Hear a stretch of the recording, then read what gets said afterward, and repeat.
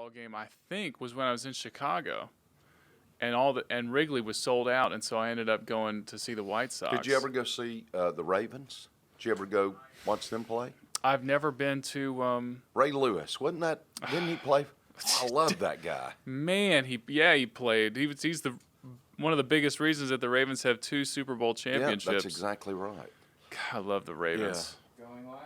You know, I do. I like them too. I like them as well. But like I said, you know, I loved Ray Lewis. Oh yeah. You know, I guess if I lived up there, and I say that, and I lived in Dallas, and I never went to see the Cowboys play. Yeah, you did. I thought you told me that you never went to see. No, I was in the stadium. I was in a box at the Billy Graham Crusade. Oh, okay. But I never. I went to see the Rangers play a lot. Sure. Did you ever get to meet Nolan Ryan? No, gosh, wouldn't that be neat? He was my hero, man. Yeah. I had that picture of him beating the fire out of who was what's his name? Yeah, the guy came charging out there at him, and Robin Yount, Carlton Fisk. Ryan said, "I'll accommodate you." He started beating him on the head. I've watched that YouTube clip so many times. I just love it. The Rangers. So you went and saw the Rangers. I enjoyed going to see. I used to enjoy going because, and I had people in the church that had a box, and they never went. They said, "Preacher, just take whoever you want, go." You know, so we'd go. We'd load up and go out there and sit in the box. And it's America's pastime. You just get to hang out and eat a hot dog and the whole thing. Nolan Ryan. You look back at Nolan Ryan, in the day, Nolan Ryan made $200,000. The greatest strikeout pitcher of all time. And you look at these guys today, and like they get, $75 million or something. Well, and they'll turn that down. They'll be like, I need to go somewhere. I need more money than that. I can't play for that.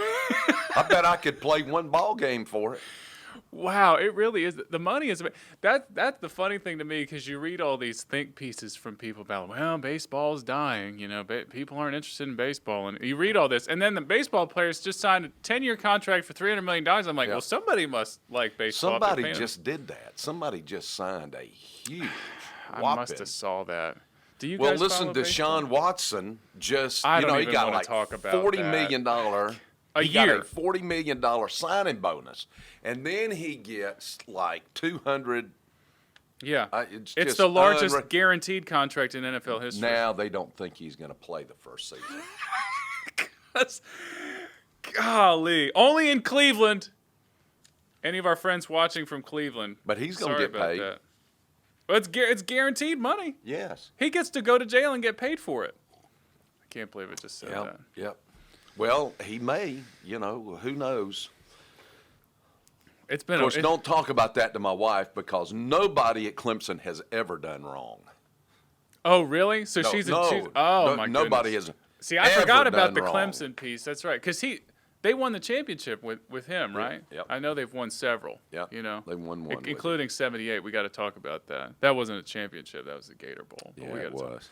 That was a great illustration. A wild night. I'm telling you, I remember that so well. What did I preach out of yesterday? It was Proverbs 25. I know. I was doing all over the place. I was like, I'm in too many different studies, and I went to Colossians, and then I went to Acts, but yeah, I actually pulled up Numbers 12 because I want to look at that with you too. But yes. We did a thing last night. The book club, yeah. And we did it at the house. We didn't tell anybody until Thursday that if you signed up for it, we're doing it at the house. So we had everybody over. We had Taco Mama. We ate tacos. Had a fabulous time. Great time. Just looking Lincoln. at the book, Lincoln on the Verge. Yeah. We all ate upstairs. My wife, she, bless her heart, we all ate upstairs, and then I took them all downstairs to discuss the book. She cleaned up everything upstairs, and then came down and joined us, and man, we just had the best time. That is a great book, by the way, if you're looking for something this summer to read. Because it's Lincoln on the Verge. It's about that train ride that he took. 13 days from Springfield to Washington.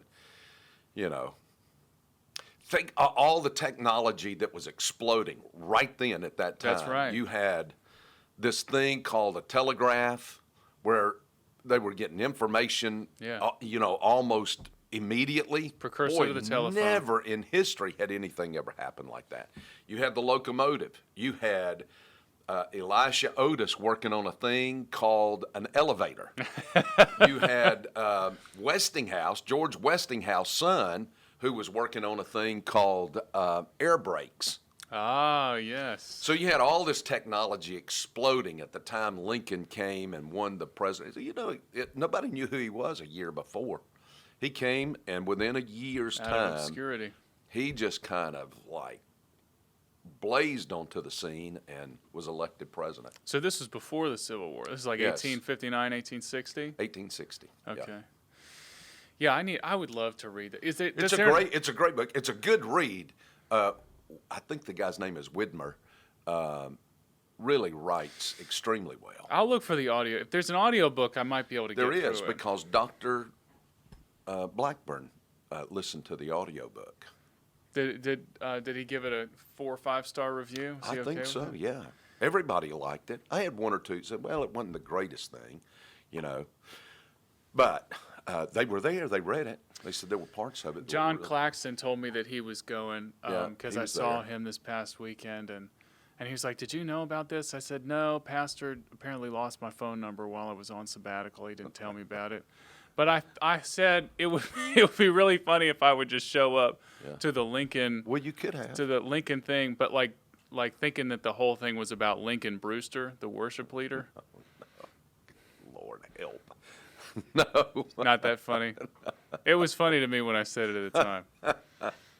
Oh, golly. I do want to No, read we sat that book, around though. here and sang, Won't You Come Home, Kirkwood Bullis, Won't You Come Home?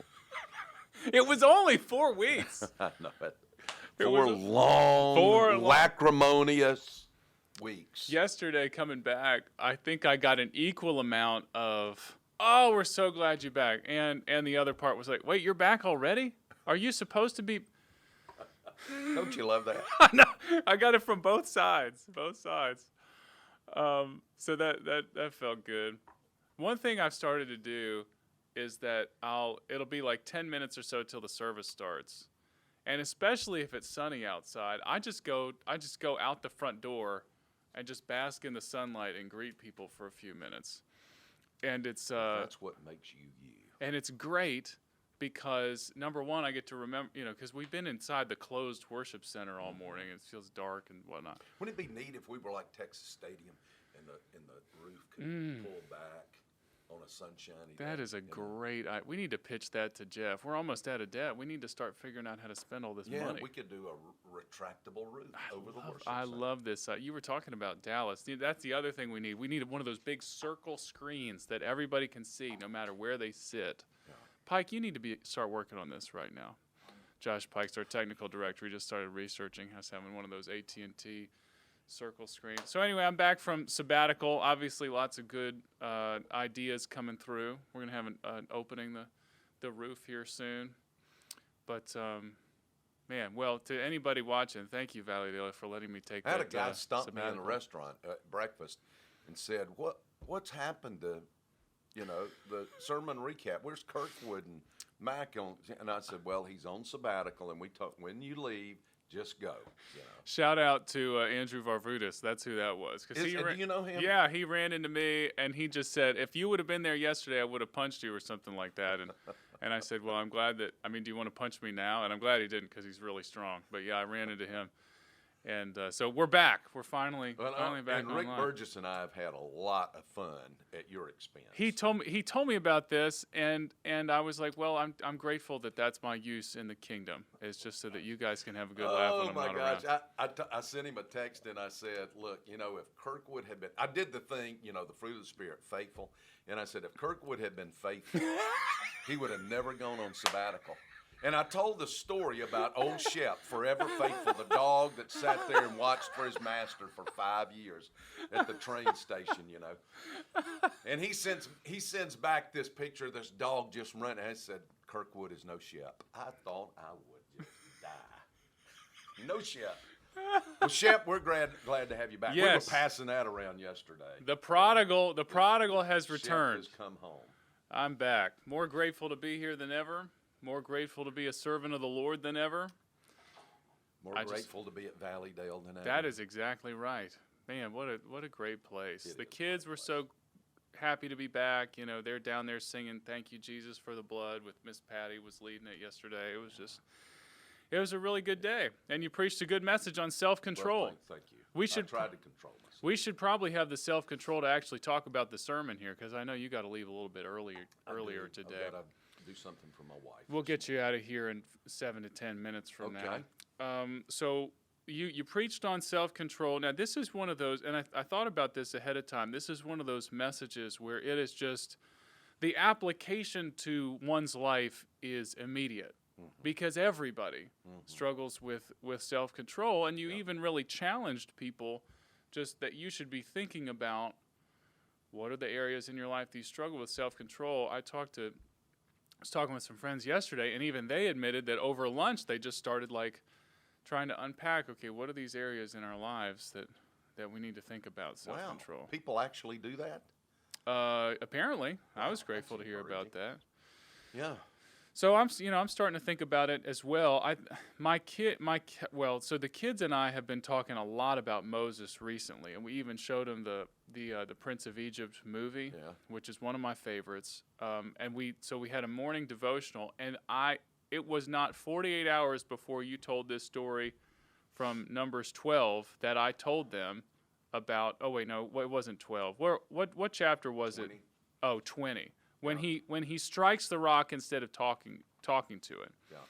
And I had just told them this, and that I thought it was awesome because their ears immediately perked up. But you were using, and I want you to talk about this a little bit more because this is one of the hardest things to absorb, is that one lapse in self-control can taint your whole ministry and people's opinion of you forever. Yeah, it really can. Which is really hard to swallow. Which was the whole illustration about Woody Hayes. Right. You know, he was a great football coach. I mean, he was a legendary football coach. He was a legend in his time, honestly.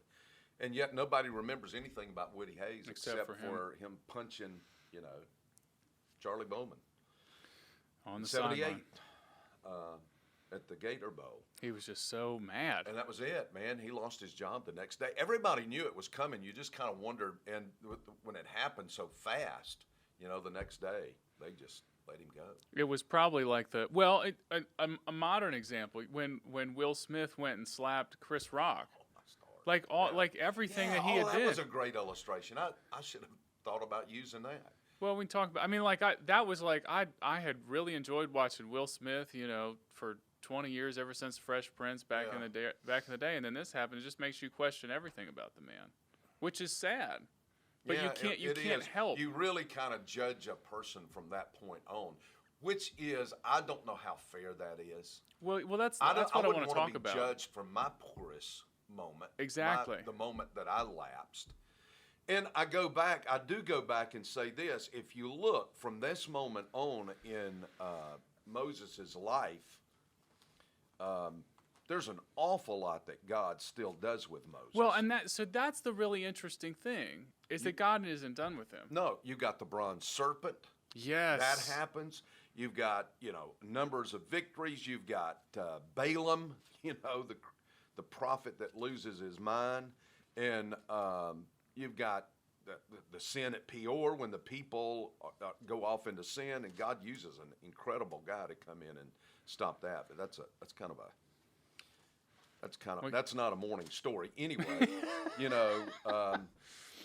And then you've got Joshua succeeding, and it takes a number of chapters for Moses as he wraps this up. He hands it and off. And it really kind of is moving to me how Moses hands this up. Moses never complains. He never gripes. He never faults the Lord. He never comes to God and say, oh, come on, get real. Give me another chance. Look at how much I've done for you. All that. Doesn't do it.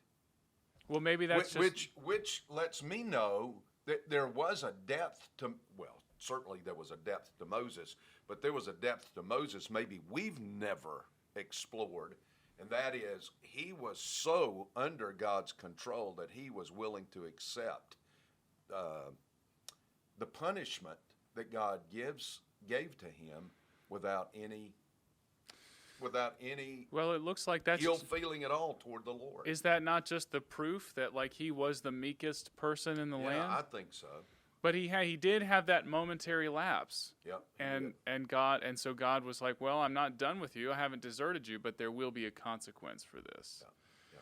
And I think that maybe that's the hard thing. So when you're right, like we should be graceful enough to not like hold people to just the worst moment of their lives. We should not. Like but those, like when you have a moment like that, I guess it's recognizing that there is some kind of consequence. Yeah.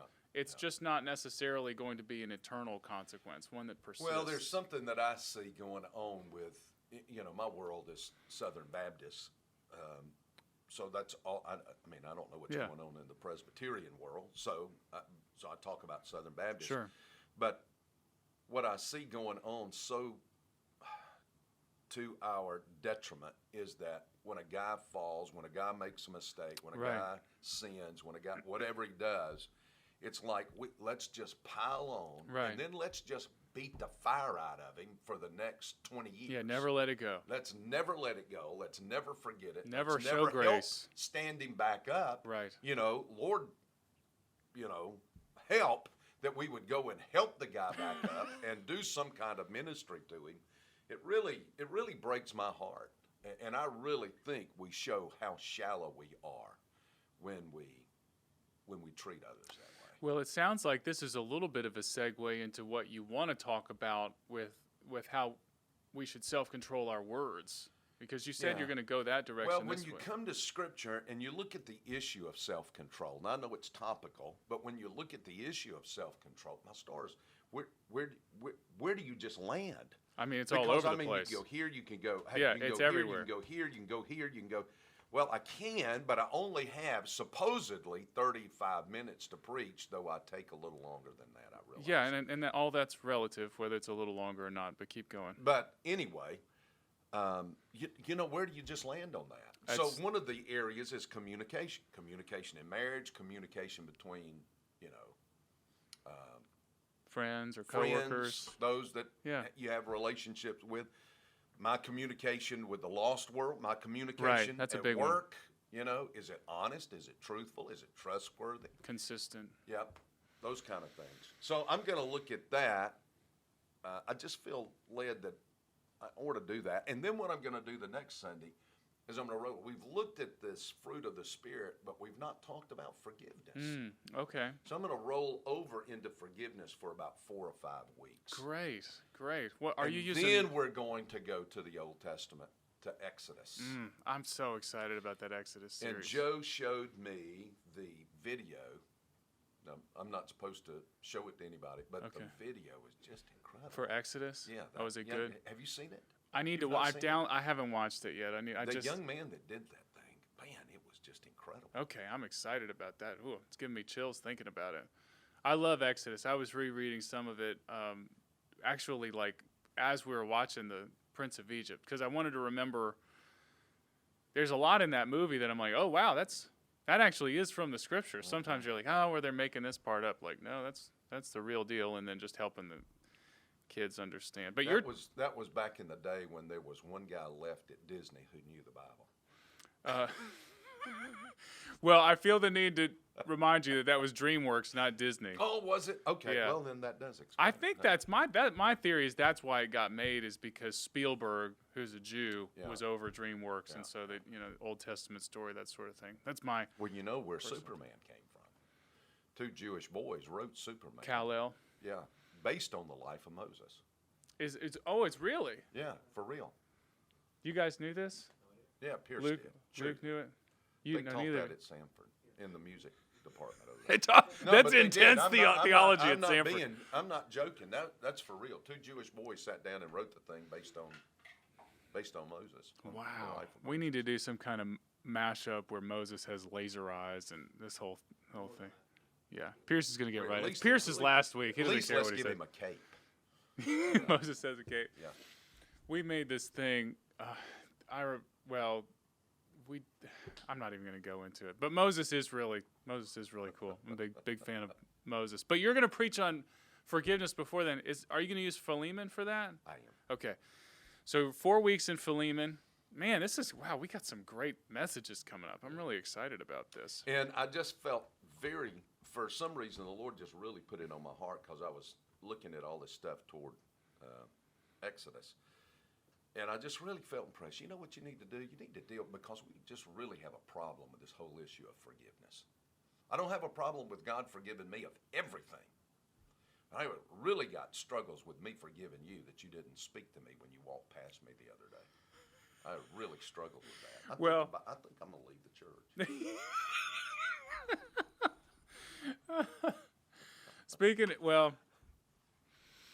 So many things I could say. I'm not going to get myself in trouble here on the first day back from sabbatical. Feeling too frisky now. All right, I won't. Hey, it's good being back with you. It's good. I'm glad you're back. It's good to have you back. Well, guys, we'll see you next week. Pastor and I will be back. Are you in town next week? You're in. Lord willing. Okay. So he'll be back, and we're going to continue.